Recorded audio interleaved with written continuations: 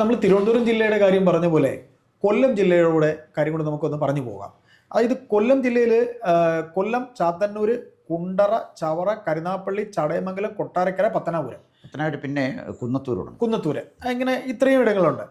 അപ്പോൾ കൊല്ലത്ത് ഈ പിന്നെ ബഹുമാനപ്പെട്ട എം മുകേഷിന്റെ വിഷയത്തിൽ CPM-ന് അവിടെ ഒരു സ്ഥാനാർത്ഥിയെ പോലും കിട്ടാനില്ലെന്ന് പറയുന്നു. ചവറയിൽ പഴയതുപോലെയല്ല, ഷിബു ബേബി ജോൺ എൻ്റെ ചവറ വിട്ട് ഞാൻ പോകില്ലെന്ന് പറയുന്നു. സാറിന് എന്ത് തോന്നുന്നു? കഴിഞ്ഞ തവണത്തെ പോലെ ഒരു 2 സീറ്റ് കരുനാപ്പള്ളിയും ആപ്പാടെ അവർക്ക് കിട്ടിയത് കരുനാപ്പള്ളിയും കുണ്ടറയും മാത്രമാണ് കഴിഞ്ഞ തവണ കിട്ടിയത്, അതും വിഷ്ണുനാഥും CR മഹേഷും. എന്ത് തോന്നുന്നു സാർ? അല്ല, കൊല്ലത്തിൻ്റെ പ്രത്യേകത, കൊല്ലത്തൊന്ന് അടിസ്ഥാനപരമായ മാറ്റം നമ്മളത്ര വിസിബിൾ അല്ലെന്നേ ഉള്ളൂ. ശക്തമായൊരു കടന്നുകയറ്റം BJP ചെയ്തിട്ടുണ്ട്. അത് തടയാൻ പറ്റില്ല. കാരണം കൊല്ലം കോർപ്പറേഷനിൽ കഴിഞ്ഞ പ്രാവശ്യം അവർക്ക് 6 സീറ്റായിരുന്നു ഉണ്ടായിരുന്നത്, ഇപ്പോൾ അത് 12 സീറ്റാണ്. അതെ, ഒന്നാം തരം സ്ഥാനാർത്ഥികളാണ് BJP മത്സരിപ്പിച്ചത് ഇത്തവണ. അപ്പം പലരും അവിടുത്തെ കോർപ്പറേഷൻ രാജേന്ദ്രബാബു തോറ്റുപോയി. അതെ, ഞാൻ പറഞ്ഞു വന്നത്, ഈ CPM-ൻ്റെ തന്നെ പല പ്രമുഖരായ നേതാക്കന്മാരും കൊല്ലം കോർപ്പറേഷനിലേക്ക് പരാജയപ്പെട്ടു. അപ്രതീക്ഷിതമായ വിജയമാണ് കോൺഗ്രസിനുണ്ടായത്. കൊല്ലം കോർപ്പറേഷൻ ഉണ്ടായതിനു ശേഷം കോൺഗ്രസ് അധികാരത്തിൽ ഇരുന്നിട്ടേ ഇല്ല. അവിടെയാണ് BJP 1ഉം 2ഉമല്ല 12 സീറ്റാണ് പിടിച്ചിരിക്കുന്നത്. കൊല്ലം പോലൊരു സ്ഥലമാണ്. കൊല്ലം പോലൊരു സ്ഥലം, തൊഴിലാളികളുടെ സ്ഥലം. അതെ, കശുവണ്ടി തൊഴിലാളികളുടെ സ്ഥലം. അപ്പോൾ അതുകൊണ്ട് കൊല്ലത്തിൻ്റെ സ്ഥിതി ഇതാണ്. പിന്നെ തൊട്ടപ്പുറത്തോട്ട് ചാത്തന്നൂരോട്ട് പോയാൽ ഒരു നിമിഷം ചോദിച്ചോട്ടെ, ഈ കൊല്ലത്ത് ഇപ്പോൾ സംഭവിച്ചിരിക്കുന്ന SNDP വോട്ട് മറിഞ്ഞതാണോ? CPM-ൽ SNDP വോട്ട് BJP-യിലേക്ക് പോയതാണോ? അതിൻ്റെ കാരണം സംശയിക്കേണ്ട കാര്യം എന്താ? BJP ഇടതുപക്ഷത്തുണ്ടായിരുന്ന ഈഴവ സമുദായത്തിൻ്റെ വലിയൊരു ഷിഫ്റ്റാണ് BJP-യിലേക്ക് പോയിരിക്കുന്നത്. അതിനും തടയാൻ പറ്റില്ല. കറക്റ്റാണ്. ഈ ഈഴവ വോട്ടിൻ്റെ പ്രത്യേകത, അവരൊരിക്കൽ താമരയ്ക്ക് വോട്ട് ചെയ്ത് പോയാൽ പിന്നീട് അത് തിരിച്ചു കൊണ്ടുവരുന്നതായിരിക്കും പ്രയാസമാണ്. പണ്ട് സ്ഥിരമായി അരിവാൾ ചുറ്റിയേക്ക് ചെയ്തുകൊണ്ടിരുന്ന അതേ ആളുകളല്ലേ താമരയ്ക്ക് ചെയ്യാൻ പോയത്. അപ്പോൾ അവർക്ക് താമരയ്ക്കാണെങ്കിൽ കാരണം ഉണ്ടാവുമല്ലോ. അതുകൊണ്ട് അത് തിരിച്ചു കിട്ടുക അത്ര എളുപ്പമല്ലെന്നുള്ളതാണ് ഞാൻ പറഞ്ഞത്. അപ്പോൾ സാർ ബാക്കി പറയാം സാർ, ബാക്കി സ്ഥലങ്ങൾ. ഇപ്പോൾ ചാത്തന്നൂർ അടുത്ത സാർ പറയാൻ പോയി. അപ്പോൾ ചാത്തന്നൂർ ഇത്തവണ ജയിച്ചിരിക്കുന്ന ഒരു CPI-കാരനല്ലേ, പിന്നെ ജയലാൽ. അപ്പോൾ എങ്ങനെ അവിടെയും ഈ പറയുന്ന പോലെ പഞ്ചായത്തിലൊക്കെ എങ്ങനെയായിരുന്നു? അല്ല, ജയലാലിൻ്റെ ഒരു പ്രശ്നം വെച്ചാൽ ഈ വരാൻ പോകുന്ന തെരഞ്ഞെടുപ്പിൽ CPI സ്ഥാനാർത്ഥികൾക്കെല്ലാം ശക്തമായ എതിർപ്പുണ്ടാകും. കാരണം CPM-ൻ്റെ കേഡർ CPI-ക്ക് എതിരാണ്. കാരണം PM ശ്രീ പദ്ധതിയാണ്. ഈ ഗവൺമെൻറ്റിൻ്റെ പേരിൽ ഈ PM ശ്രീ അനാവശ്യമായ വിവാദം ഉണ്ടാക്കി ഇത്രയും കുഴപ്പമുണ്ടാക്കിയത് CPI ആണ്. അപ്പോൾ CPI-യുടെ സ്ഥാനാർത്ഥികൾ ജയിച്ചു വരുന്ന കാര്യത്തിൽ CPM-ൻ്റെ കേഡർ, പാർട്ടി നേതൃത്വം എങ്ങനെ തീരുമാനിച്ചാലും CPM കേഡർ എതിരാണ്. ഉദാഹരണം ഞാൻ പറയാം, എൻ്റെ ഗ്രാമം കോന്നിയിൽ CPI-ക്ക് കൊടുത്ത ഒരു പഞ്ചായത്ത് വാർഡിൽ എതിരായിട്ട് എന്നൊരു ലോക്കൽ കമ്മിറ്റി മെമ്പറാണ്. അതാണ് സ്ഥിതി. അപ്പോൾ CPM കേഡറിൻ്റെ മനസ്സിൽ കടുത്ത പകയാണ് CPI-യോടുള്ളത്. അത് ഡെഫിനറ്റായിട്ട് വരാൻ പോകുന്ന നിയമസഭാ തെരഞ്ഞെടുപ്പിലെ പ്രതിഫലിക്കും. ജയലാലിന് എനിക്ക് കൊടുക്കുമെന്ന് എനിക്ക് അറിഞ്ഞുകൂടാ. അതുപോലെ തന്നെ മറ്റൊരു കാര്യം മനസ്സിലാക്കേണ്ടത്, ചാത്തന്നൂർ BJP 2ാം സ്ഥാനത്ത് വന്നിട്ടുണ്ട്. അന്ന് കോൺഗ്രസിൻ്റെ സ്ഥാനാർത്ഥിയായിട്ട് മത്സരിച്ച ശൂരനാട് രാജശേഖരൻ 3ാം സ്ഥാനത്ത് പോയിട്ട് BJP സ്ഥാനാർത്ഥി 2ാം സ്ഥാനത്ത് വന്നു. ജയലാലാണ് ജയിച്ചത്. അപ്പോൾ നിസ്സാര കാര്യമാണോ 2ാം സ്ഥാനത്ത് ചാത്തന്നൂർ വരികയാണെന്ന് പറയുന്നത്? പിന്നെ അപ്പുറത്ത് പോയ ഒരു സേഫ് സീറ്റ് എന്ന് പറയുന്നത് ഇവർക്ക് ചടയമംഗലമാണ്. പക്ഷേ ചടയമംഗലത്ത് അവർ തോറ്റിട്ടുണ്ട്. പ്രയാർ ഗോപാലകൃഷ്ണൻ അവിടെ ജയിച്ചിട്ടുണ്ട്, കോൺഗ്രസിൻ്റെ. ലതാദേവിയുടെ മണ്ഡലമാണ്. ഇപ്പോൾ കോൺഗ്രസിന് അവിടെ ഇടതുപക്ഷത്തിന് CPI-ന്ന് പ്രബലനായ അല്ലെങ്കിൽ ഒരു സ്ഥാനാർത്ഥിയെ കൊടുത്തെങ്കിൽ മാത്രമേ ചടയമംഗലം പിടിക്കാനൊക്കെ ഉള്ളൂ. ഞാൻ മനസ്സിലാക്കുന്നത് ചടയമംഗലത്തിന് മുസ്ലിം ലീഗ് അവകാശവാദം ഉന്നയിച്ചിട്ടുണ്ടെന്ന് മാത്രമല്ല, അവർക്കൊരു സ്ഥാനാർത്ഥി അവിടെ ഉണ്ട്, ശ്യാം സുന്ദർ എന്നാണ് അദ്ദേഹത്തിൻ്റെ പേരെന്നാണ് എൻ്റെ ഓർമ്മ. എന്തായാലും ലീഗ് കഴിഞ്ഞ പ്രാവശ്യം പുനലൂരായിരുന്നു, രണ്ടത്താനെയാണ് മത്സരിച്ചത്. അപ്പോൾ അവർ വരികയാണ്, ഇങ്ങോട്ട് വന്നു തുടങ്ങി. അപ്പോൾ ചടയമംഗലത്ത് എന്തായാലും അവരൊന്ന് ക്ലെയിം ചെയ്യും. ഇരവിപുരവും ചടയമംഗലവുമാണ് അവർ ക്ലെയിം ചെയ്യുന്നത്. അങ്ങനെ വന്നാൽ ചടയമംഗലം ഒരുപക്ഷെ അവർക്ക് വിട്ടുകൊടുക്കും. കാരണം ചടയമംഗലം CPI-യുടെ സീറ്റായതുകൊണ്ട്. അങ്ങനെ വന്നാൽ ചടയമംഗലത്ത് ലീഗിൻ്റെ സ്ഥാനാർത്ഥിയായിരിക്കും, അത് ശ്യാം സുന്ദറുമായിരിക്കും. അങ്ങനെ വരികയാണെന്നൊരു കുഴപ്പം ഞാൻ മനസ്സിലാക്കുന്നത്, ശ്യാം സുന്ദർ നായർ സമുദായത്തിൽപ്പെട്ട ആളാണ്. അങ്ങനെ പുതുമയായിരിക്കും ലീഗിൻ്റെ സ്ഥാനാർത്ഥിയായിട്ട്. അതാണ് ലീഗിൻ്റെ സ്ഥാനാർത്ഥിയായിട്ട് അങ്ങനെ ഒരാൾ വന്നാൽ. അവർക്കൊരു രാമനില്ലേ സാർ ലീഗിൻ്റെ? അത് ഈ റിസർവേഷൻ സീറ്റിലായിരുന്നു, UC രാമൻ റിസർവേഷൻ സീറ്റിലായിരുന്നു. KP രാമനും ഉണ്ടായിരുന്നു. അവരൊക്കെ റിസർവേഷൻ സീറ്റ് ജയിച്ചു. വേറെ ആരെ മത്സരിപ്പിക്കാൻ ഏണി ചിഹ്നത്തിൽ തന്നെ മത്സരിച്ചാണ്. ഏണി ചിഹ്നത്തിൽ മത്സരിച്ചാണ് മുഖത്തല ഒരു പിന്നെ കുട്ടി മത്സരിച്ച്, ഗായത്രി നന്ദു ആ കുട്ടിയുടെ പേര്. അതിനെ അവിടുത്തെ പിന്നെ വൈസ് പ്രസിഡന്റ് ആക്കി.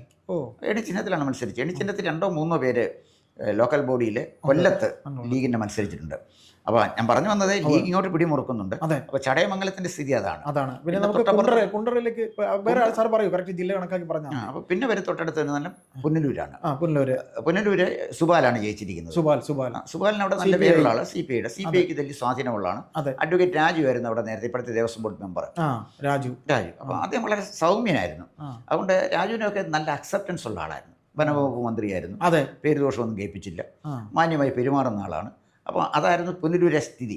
പക്ഷെ പുനലൂരും നേരിടേണ്ടി വരുന്നത് CPMൻ്റെ ഒരു കോട്ടയാണ് അയ്യപ്പദാസെ കൊല്ലം എന്ന് പറയുന്നത്.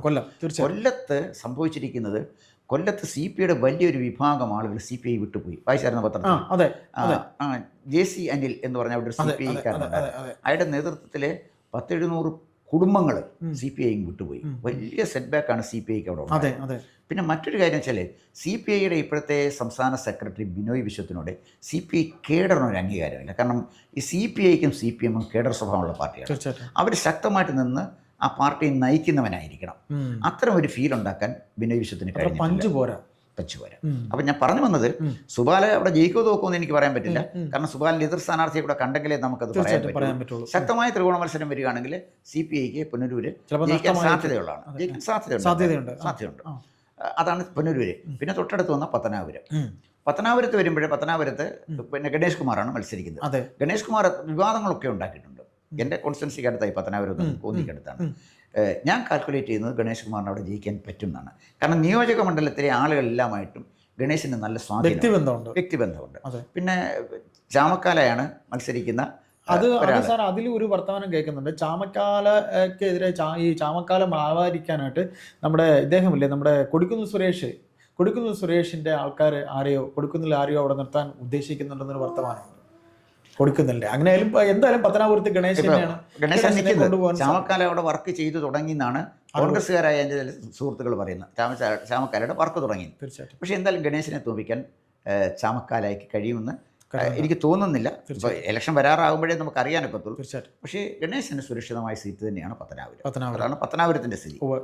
പിന്നെ വരുന്നത് പിന്നെ തൊട്ടടുത്ത് കൊട്ടാരക്കരയാണ്. കൊട്ടാരക്കര വരുമ്പോൾ ബാലഗോപാലാണ് മത്സരിക്കുന്നത്. ഈ പ്രാവശ്യം ബാലഗോപാൽ അവിടെ നിന്ന് മത്സരിച്ചിരിക്കാൻ പ്രയാസമാണ്. ഐഷ പോറ്റിയെ നിർത്താൻ സാധ്യതയുണ്ടോ? ഐഷ പോറ്റിക്ക് സീറ്റ് കൊടുക്കാൻ സാധ്യതയില്ല. കാരണം ഐഷ പോറ്റി ഒരു പ്രാവശ്യം CPM നടപടിയെടുത്താണ്, ശാസിച്ചതാണ്. ഈശ്വരനാമത്തിൽ സത്യപ്രതിജ്ഞ ചെയ്തതിന് ഐഷ പോറ്റി MM മോനായി ശാസിച്ചു. ഐഷ പോറ്റി എല്ലാ മേഖലയിൽ നിന്ന് ഒതുക്കി നിർത്തുന്നതിനെതിരായിട്ട് അവർ പാർട്ടിക്കെതിരെ പ്രതികരിക്കുകയും ചെയ്തു. അതുകൊണ്ട് ഐഷ പോറ്റിയെ CPM ഇപ്രാവശ്യം മത്സരിപ്പിക്കാൻ തയ്യാറാകുമോ എന്നെനിക്ക് അറിഞ്ഞുകൂടാ. എന്തായാലും ഐഷ പോറ്റിയും പിന്നെ ബാലഗോപാലുമായിട്ടാണ് കൊട്ടാരക്കര മത്സരം നടക്കുന്നതെങ്കിൽ ബാലഗോപാലിന് നന്നായിട്ട് വേർപ്പൊഴുക്കേണ്ടി വരും. കാരണം സർക്കാർ ഉദ്യോഗസ്ഥന്മാർ ബാലഗോപാലിനെതിരാണ്, പെൻഷൻകാരും ബാലഗോപാലിനെതിരാണ്. എൻ ബ്ലോക്കായിട്ട് ബാലഗോപാലിന് ഈ ഇടതുപക്ഷത്തിൻ്റെ ആൻറ്റി ഇൻകംബൻസി കൊണ്ട് മാത്രമല്ല, ധനമന്ത്രി എന്നുള്ള ആൻറ്റി ഇൻകംബൻസി കൂടെ ബാലഗോപാലിന് നേരിടേണ്ടി വരും കൊട്ടാരക്കര. അതുകൊണ്ട് കൊട്ടാരക്കര അദ്ദേഹത്തെ അവിടെ നിന്ന് ഇപ്പോൾ കൊട്ടാരക്കരയിൽ നിന്ന് കൊല്ലത്ത് മുകേഷിന് പകരം ഒരാളെന്ന രീതിയിൽ ഐഷ പോറ്റി ഇറക്കാൻ ആലോചിക്കുന്നുണ്ട് എന്നൊരു വർത്തമാനം. അതുകൊണ്ട് കാര്യം പ്രയോജനം ചെയ്യും. സാർ കൊല്ലത്തെ കാര്യം ഒന്നിനി പറയൂ. കൊല്ലത്തെ കാര്യം കൊല്ലം മുകേഷാണ്. കൊല്ലത്തെ മുകേഷിനെ കൊടുത്തോടുകൂടി CPMൻ്റെ അടിത്തറ ഇവിടെ ഇളകി. രണ്ട് കാര്യം സംഭവിച്ചത്. പബ്ലിക്കിന്, അതായത് ഒട്ടും മാന്യത പൊതുസമൂഹം കൽപ്പിക്കാത്ത ഒരാളാണ് മുകേഷ്. അദ്ദേഹത്തിൻ്റെ ആളുകൾക്ക് നല്ല ആളാണോ ചീത്തയാളെന്നുള്ളതല്ല, പബ്ലിക്കിനിടയിൽ ഒരു അക്സെപ്റ്റൻസ് ഉള്ള ആളല്ല മുകേഷ്. പാർട്ടിക്കാർക്കുള്ള ഒരു പ്രശ്നം വെച്ചാൽ ഇന്നലെ വരെ മുകേഷ് CPI ആയിരുന്നു. പെട്ടെന്ന് ഇങ്ങോട്ട് കൊണ്ടുവന്ന് മുകേഷിനെ അവിടെ കൊണ്ടുവന്ന് മത്സരിപ്പിക്കുന്നു, ജയിപ്പിക്കുന്നു. തൊട്ടടുത്ത പ്രാവശ്യം പാർലമെന്റിലേക്ക് മത്സരിപ്പിക്കുന്നു. അവിടെ എത്രയോ സീനിയർ നേതാക്കന്മാർ CPMൻ്റെ ഉണ്ട്. അവർക്ക് ആർക്കും കൊടുക്കാതെ മുകേഷിന് കൊടുത്തതിൻ്റെ പിന്നിലെ ദുരൂഹത പാർട്ടിക്കാരെ തന്നെ കുഴയ്ക്കുന്നുണ്ട്. അപ്പം മുകേഷിന് സീറ്റ് കൊടുത്തത് തന്നെ പാർട്ടി പ്രവർത്തകരുടെ ആത്മവീര്യം നഷ്ടപ്പെടുത്തി. പ്രവർത്തകരുടെ സ്ഥാനാർത്ഥി മോഹം മനസ്സിൽ സൂക്ഷിക്കുന്ന ഒരു വിഭാഗം നേതാക്കന്മാരുണ്ട്, അവരെ വളരെ നിരാശരാക്കി. ഞങ്ങൾ ഇത്രയും കാലം വിറക് വെട്ടിയൊന്നും വെള്ളം കോരിയൊന്നും ഒരു പ്രയോജനമില്ല. ഇന്നലെ വന്ന മുകേഷ് എന്ന് പറഞ്ഞാൽ ഒരു പബ്ലിക് അക്സെപ്റ്റൻസ് ഇല്ലാത്ത ഒരാൾ വന്ന് പാർട്ടി കേഡറിൽ പണിയെടുത്ത് ജയിപ്പിച്ചു 2 തവണ. അത് മുകേഷ് ജയിക്കാനുള്ള കാരണം ബിന്ദുകൃഷ്ണയായിരുന്നു. ബിന്ദുകൃഷ്ണയ്ക്ക് അത്രയും ഒരു അക്സെപ്റ്റൻസ് അവിടെ കിട്ടിയില്ല. അതുകൊണ്ടാണ്. അതേസമയം വിഷ്ണുദാവ് കൊല്ലത്ത് നിന്നിരുന്നെങ്കിൽ മുകേഷ് തോറ്റുപോയി. അപ്പോൾ കുണ്ടറ ഇപ്പോഴും എൻ്റെ ഒരു കണക്കൂട്ടൽ കൊല്ലം കഴിഞ്ഞ് നമ്മൾ കുണ്ടറയിലേക്ക്. അപ്പോൾ സാർക്ക് എൻ്റെ ഒരു സംശയമായി, മുകേഷിന് പകരം മറ്റൊരു കാൻഡിഡേറ്റിനെ CPM കണ്ടെത്താൻ പ്രയാസപ്പെടും. അല്ല, മുകേഷ് നിന്നാൽ 8 മണിക്ക് തോറ്റു. അല്ല, വേറെ അവർ കണ്ടെത്താൻ പ്രയാസപ്പെടില്ല. അവിടെ ഇനി ആരെങ്കിലും ജില്ലാ സെക്രട്ടറി ആരെങ്കിലും മത്സരിക്കുമോ? കൊല്ലം ജില്ലാ അവിടുത്തെ പ്രശ്നം വെച്ചാൽ അത് കോൺഗ്രസിൻ്റെ സ്ഥാനാർത്ഥികളെ കൊല്ലത്ത് നല്ലൊരു കോൺഗ്രസ് സ്ഥാനാർത്ഥിയെ കൊടുത്താൽ കോൺഗ്രസ് ജയിക്കും. ബിന്ദു കൃഷ്ണ മത്സരിക്കില്ല അപ്പൊ ഇപ്രാവശ്യം. അതെനിക്ക് അറിഞ്ഞൂടാ. നല്ല സ്ഥാനാർത്ഥി ഇപ്പോൾ ബിന്ദു കൃഷ്ണ അങ്ങനെയെങ്കിൽ കൊടുക്കണോ വേണ്ടയോ എന്നുള്ളതല്ല. CPM-ന് വീർക്കേണ്ടി വരും കൊല്ലത്തൊരു സ്ഥാനാർത്ഥിയെ കണ്ടെത്താൻ. ബുദ്ധിമുട്ടായിരിക്കും എന്നാണ് എൻ്റെ ഒരു അഭിപ്രായം. കാരണം കൊല്ലത്തിന്റെ ട്രെൻഡ് അങ്ങനെയാണ് അതെ, കാണിക്കുന്നത്. നമുക്കിനി കുണ്ടറയിലേക്ക് വരാം. കുണ്ടറ വന്നാൽ കുണ്ടറയിൽ വിഷ്ണുനാഥിൻ്റെ സ്ഥലമാണ്. അവിടെ ആരെ കൊണ്ട് നിർത്തിയാലും വിഷ്ണുനാഥിനെ തോൽപ്പിക്കാൻ പ്രയാസം വരും. കുണ്ടറ കൃഷ്ണനാഥ് ചിന്താചെറുവുമാണ് മത്സരിക്കുന്നതെന്ന് പറയുന്നു CPM. ഒരു 8:30 9 മണിയാകുമ്പോഴത്തേക്ക് ജയിക്കും. ചിന്താ ചെറുവനൊന്നും അവിടെ ഒന്നും ചെയ്യാൻ പറ്റില്ല. ഇത് പബ്ലിക് അക്സെപ്റ്റൻസ് വേണ്ടേ? അങ്ങനെ ഒരു അതാ CPM-ന് പറ്റിയൊരു പ്രശ്നം വെച്ചാൽ അവരുടെ യങ് കേഡറിൽ വന്ന ആളുകൾക്കൊന്നും പൊതുസമൂഹത്തിന്റെ ഒരു അംഗീകാരം. മേഴ്സിക്കുട്ടി ഇനി മത്സരിക്കില്ലെന്ന് തോന്നുന്നു. ഇനി മേഴ്സിക്കുട്ടിക്ക് സീറ്റ് കൊടുക്കാൻ അവിടെ ക്രിസ്ത്യൻ വോട്ടൊക്കെ കഴിഞ്ഞ തവണത്തെ പോലെ അവിടെ CPM തന്നെ പണിതിട്ടാണ് കുണ്ടറയിൽ വിഷ്ണുനാഥ് ജയിച്ചെന്ന് പറയുന്നത്. കാര്യം അദ്ദേഹം ചെങ്ങന്നൂർ പണിതിട്ടാണ് അവിടെ നിന്ന് പാർട്ടി എടുത്ത് കുണ്ടറയെ നിർത്തിയെന്നാണ് പറയുന്നത് അല്ലേ? വിഷ്ണുനാഥന്റെ സ്ഥലം അവിടെ അല്ലേ? ചെങ്ങന്നൂരാണ്. അവിടുന്ന് പാർട്ടിക്ക് പണി കൊടുത്തിട്ടാണ് കുണ്ടറ കൊണ്ടുവന്നതെന്ന് പറയുന്നു. പക്ഷേ ഇവിടെ CPM മേഴ്സിക്കുട്ടി തുറമുഖ മന്ത്രി ആയിരുന്നല്ലോ. മേഴ്സിക്കുട്ടിയുടെ തുറമുഖ വകുപ്പുമായി ബന്ധപ്പെട്ട അലിഗേഷൻ ഉണ്ടായിരുന്നു. അങ്ങനെയാണ് പാർട്ടി തന്നെ മേഴ്സിക്കുട്ടിക്ക്, അതുപോലെ അവർ VS പക്ഷക്കാരിയാണ്. അപ്പോൾ മേഴ്സിക്കുട്ടിക്ക് സീറ്റ് കൊടുക്കാൻ സാധ്യത ഉണ്ടാവില്ലല്ലേ CPM? സീറ്റ് കൊടുക്കാൻ സാധ്യതയില്ല. സീറ്റ് കൊടുത്താൽ ജയിക്കാനും സാധ്യത ഇല്ലെന്നല്ല ഞാൻ പറയുന്നത്. കുറവാണ്. അതുകൊണ്ട് ഞാൻ പറഞ്ഞു വന്നത് അവിടെ വിഷ്ണുനാഥിനെ തോൽപ്പിക്കാൻ കുണ്ടറ പ്രയാസമാണ്. അപ്പോൾ സാർ നമ്മൾ ഇനി ഒന്ന് നോക്കട്ടെ, ചവറ ഇവിടെ നോക്കണം. ചവറ ഷിബു ബേബിയോടാണ്. അദ്ദേഹം ചവറ വിട്ട് പോവില്ല എന്ന് പറഞ്ഞു. ഷിബു ബേബിയാണ് അവിടെ പിന്നെ ഒരു ഏറ്റുമുട്ടുന്നത് നോൺ പൊളിറ്റിക്കൽ കാൻഡിഡേറ്റുമാണ്. കഴിഞ്ഞ തവണ വിജയൻ അദ്ദേഹത്തിന്റെ വിജയൻ പിള്ളയുടെ മകനാണ്. അദ്ദേഹം ഇപ്പോഴും സിറ്റിംഗ് MLA ആണ്. അദ്ദേഹത്തിന് അവിടെ സ്വാധീനമുണ്ട്. പക്ഷേ അദ്ദേഹത്തിൻ്റെ ഒരു പൊളിറ്റിക്കൽ സ്വാധീനമല്ല. അദ്ദേഹത്തിൻ്റെ പിതാവിൻ്റെ ഡോക്ടർ എന്നുള്ള നിലയിൽ അദ്ദേഹത്തിൻ്റെയൊക്കെ സ്വാധീനം നന്നായിട്ടുണ്ട്. പക്ഷേ ഷിബു ബേബിന് അവിടെ തന്നെ നിൽക്കുമെന്ന് പറഞ്ഞു. അദ്ദേഹം പറയുന്നുണ്ട്. അപ്പോൾ ഇപ്പോൾ ഒരു ആൻറ്റി ഇൻകുംബൻസി ഉണ്ടല്ലോ, അതെങ്ങനെ നിൽക്കും എന്നറിയില്ല. പിന്നെ ചവറയിൽ BJP കൂടെ ശക്തമായിട്ട് കടന്നു കയറിയാൽ ഒരു പക്ഷേ ഷിബു ബേബി കൊണ്ട് ജയിക്കാൻ കഴിഞ്ഞേക്കാം. ചാത്തന്നൂർ നമ്മൾ പറഞ്ഞായിരുന്നല്ലോ. അതെ, പറഞ്ഞു. ഇനി നമുക്ക് ചടയമംഗലം എങ്ങനെയാണ് സാർ? ചടയമംഗലം നമ്മൾ പറഞ്ഞു. അവിടെ ഞാൻ മുസ്ലിം ലീഗിന്റെ സ്ഥാനാർത്ഥി ചാത്തന്നൂരും സർവ്വ. അപ്പോൾ കരുനാഗപ്പള്ളി CR മഹേഷ് ജയിക്കും. CR മഹേഷിനും എതിരായിട്ട് അവിടെ സ്ഥാനാർത്ഥി ഇല്ല. ഇപ്പൊ പ്രശ്നം വെച്ചാല് CPM-ന് ഷോർട്ടേജ് ഉള്ളത് നല്ല സ്ഥാനാർത്ഥികളെ കൊടുക്കാൻ കുറവാണ് അവരുടെ. പണ്ടായിരുന്നെങ്കിൽ ഇപ്പം G സുധാകരൻ, M വിജയകുമാർ, ഇങ്ങനെ ഒരു സുരേഷ് കുറുപ്പ്, ഇങ്ങനെ ഒറ്റ നേതാക്കന്മാരങ്ങ് നിൽക്കുകയല്ലേ. അത്ര ജനപ്രിയതയുള്ള നേതാക്കളില്ല. അതുകൊണ്ട് ഇവർക്ക് കൊടുക്കാൻ പറ്റിയ കാൻഡിഡേറ്റ്സ് ഇല്ല. പിന്നെ സാർ കരുനാഗപ്പള്ളിയിൽ CR മഹേഷ് അത്ര ജനപ്രിയനും കൂടെയാണ്. ഇപ്പോൾ CR മഹേഷ് ജനപ്രിയനായ ഒരു MLA ആണ്. അപ്പോൾ കരുനാഗപ്പള്ളിക്ക് ശരിക്കും ഒരു ഇടതു കോട്ടയായിരുന്ന സ്ഥലമാണ്. അതുപോലെ സാർ അവിടെ ഈ പാർട്ടിക്കകത്ത് വിഭാഗീയത രൂക്ഷമാണല്ലോ. സൂസൻ ഗോഡിയും വസന്തനും തമ്മിലുള്ള വിഷയമൊക്കെ ഇപ്പോഴും അഡ്ഹോക് കമ്മിറ്റി എങ്ങാണ്ടാണ് ഇരിക്കുന്നതെന്ന് തോന്നുന്നത് കരുനാഗപ്പള്ളിയിലൊക്കെ. അപ്പോൾ ഏതായാലും നമ്മൾ കൊല്ലം ജില്ലയിൽ CPM സ്ഥാനാർത്ഥിയെ കണ്ടെത്താൻ അത് രണ്ട് പാർട്ടികളുടെയും സ്ഥാനാർത്ഥിയെ പോലെ ഇരിക്കും. പിന്നെ സാർ ഇതിൽ ഒന്നുകൂടെ കുന്നത്തൂർ റിസർവ്ഡ് മണ്ഡലമാണ്. അതെ, ഇപ്പൊ ജയിച്ചിരിക്കുന്നത് RSP കുഞ്ഞുമോനല്ലേ? കുന്നത്തൂരെ പ്രശ്നം വെച്ചാലേ അത് റിസർവേഷൻ മണ്ഡലം ആയതുകൊണ്ട് ആളുകൾ അങ്ങനെ അത്രയും ശ്രദ്ധിക്കുന്നില്ല. അതാണ് അതിന്റെ പ്രശ്നം. പക്ഷെ കുന്നത്തൂർ BJP വന്ന കടന്നു കയറിയ ഒരു കയറ്റം ഇതാദ്യമായിട്ട് ശാസ്താംകോട്ട ബ്ലോക്ക് പഞ്ചായത്തിലേക്ക് BJPയുടെ ഒരു സ്ഥാനാർത്ഥി ജയിച്ചു വന്നു. അപ്പം അതൊരു നിസ്സാര കാര്യമല്ല. അദ്ദേഹത്തിൻ്റെ ഭാര്യ, അദ്ദേഹം കഴിഞ്ഞ പ്രാവശ്യം മെമ്പറായിരുന്നു, അദ്ദേഹത്തിൻ്റെ ഭാര്യ കഴിഞ്ഞ പ്രാവശ്യം അദ്ദേഹം നിന്ന് പഞ്ചായത്ത് വാർഡിൽ നിന്ന് ജയിപ്പിക്കുകയും ചെയ്തു. BJP ആ മേഖലയിൽ, ശാസ്താംകോട്ട മേഖലയിൽ, അത് പോരുവഴിയിൽ നിന്നാണ്. അതാണ് മനസ്സിലാക്കേണ്ടത്. ഇടതുപക്ഷത്തിൻ്റെ കേന്ദ്രമാണ് ശൂരനാട് പോരുവഴി എന്നൊക്കെ പറഞ്ഞാൽ. ശൂരനാട് കലാപം നടന്ന സ്ഥലമാണ്. അവിടെ BJP ഒരു കടന്നുകയറ്റം CPM-ന് സൃഷ്ടിക്കുന്ന, അല്ലെങ്കിൽ ഇടതുപക്ഷത്തിന് സൃഷ്ടിക്കുന്ന തലവേദന വളരെ വലുതാണ്. ഇപ്പോൾ പെട്ടെന്ന് നമ്മളൊരു പാർട്ടിയുടെ വളർച്ച, ഒരു പഞ്ചായത്ത് ഇലക്ഷൻ അല്ലെങ്കിൽ ഒരു അസംബ്ലി ഇലക്ഷൻ അത് കണ്ടുകൊണ്ട് നമുക്ക് പറയാൻ പറ്റില്ല. BJPയുടെ വളർച്ച സ്ലോയാണ്, പക്ഷേ സ്റ്റഡിയാണ്. അതാണ് അതിൻ്റെ പ്രശ്നം. അതുകൊണ്ട് കൊല്ലം ജില്ലയിലെ ഈ തെരഞ്ഞെടുപ്പിൽ ശക്തമായ നമ്മളിപ്പോൾ ഏതാണ്ട് എല്ലാ മണ്ഡലവും പറഞ്ഞു. കൊല്ലം ജില്ലയിലെ കൊല്ലം, ചാത്തന്നൂർ, കുണ്ടറ, ചവറ, കരുനാഗപ്പള്ളി, ചടയമംഗലം, കൊട്ടാരക്കര, പത്തനാപുരം, കുന്നത്തൂർ.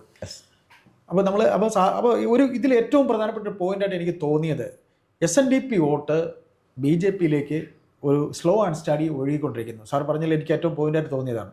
അവർ പണ്ട് അരിവാൾ ചുറ്റിക നക്ഷത്രത്തിന് വോട്ട് ചെയ്തിരുന്നെങ്കിൽ അവരിപ്പോൾ താമരയ്ക്കാണ് വോട്ട് ചെയ്യുന്നത്. ഒരു തവണ താമരയ്ക്ക് കുത്തിയ SNDP കമ്മ്യൂണിറ്റി മാറ്റി ഇനി കുത്താൻ പ്രയാസമായിരിക്കും. അതാണ് എനിക്കിതിൽ നിന്ന്, സാറിൻ്റെ നിന്ന് എനിക്ക് കിട്ടിയ ഒരു, ഇതിൽ നമുക്ക് ഈ ചർച്ചയിലൂടെ ഉരുത്തിരിഞ്ഞ് വന്ന ഏറ്റവും വലിയൊരു പോയിന്റ് അതാണ് എനിക്ക് തോന്നിയത്.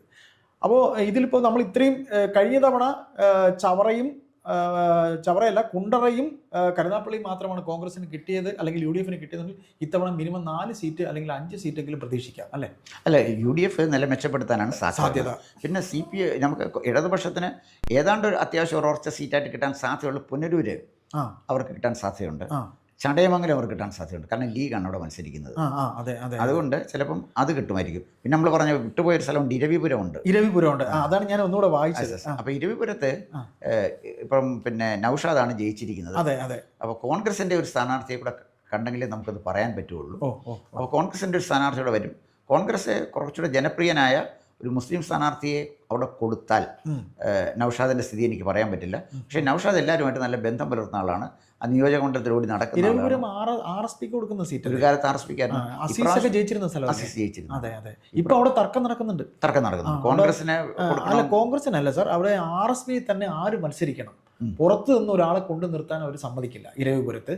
അത് ബസന്ത് പങ്കജാഷിന്റെ പേര് വരെ കേൾക്കുന്നുണ്ട്, നമ്മളെ ഡൽഹി ലേഖകൻ മാതൃഭൂമിയുടെ, അങ്ങനെ വരെ കേൾക്കുന്നുണ്ട്. ആ ഒരു തർക്കം ഇപ്പോൾ അത് ഇടപെട്ടിട്ടുണ്ട്. RSP സെക്രട്ടറി ഷിബു ബേബിച്ചൻ ഇടപെട്ടിട്ടുണ്ട്. അത് ഇന്ന് ലേറ്റസ്റ്റ് ആയിട്ട് വന്നൊരു വാർത്തയാണ്. അല്ല, പങ്കജാഷിന്റെ മകന്റെ പേരും കേൾക്കുന്നുണ്ട്. അതെ അതെ. പ്രേമചന്ദ്രന്റെ മകന്റെ പേരും പ്രേമചന്ദ്രന്റെ മകന്റെ പേരും കേൾക്കുന്നുണ്ട്. ഏതായാലും കൊല്ലം ജില്ലയെ സംബന്ധിച്ച്, പത്തനംതിട്ട ജില്ലയുടെ അടുത്ത് കിടക്കുന്ന കൊല്ലം ജില്ല സാറിന് ഏറ്റവും അടുത്തറിയാവുന്ന ജില്ല. നമുക്ക് കുറച്ചുകൂടെ കഴിഞ്ഞ് വീണ്ടും ഇതിന്റെ അപ്ഡേറ്റ്സ് വരുമ്പോൾ നമുക്ക് സംസാരിക്കാം. തീർച്ചയായും, ടൈം ആയില്ല. അതെ അതെ. Thank you.